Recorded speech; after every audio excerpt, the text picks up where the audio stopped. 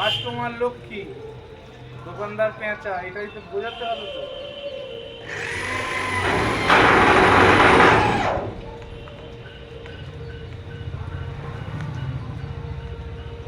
দোকানকে বললাম ধারে আসবে না, ঠিক আছে? একটা টোটো ঢুকেছে, ও ভাবছে হয়তো আমার জানের কোনো ঠিকানা নেই।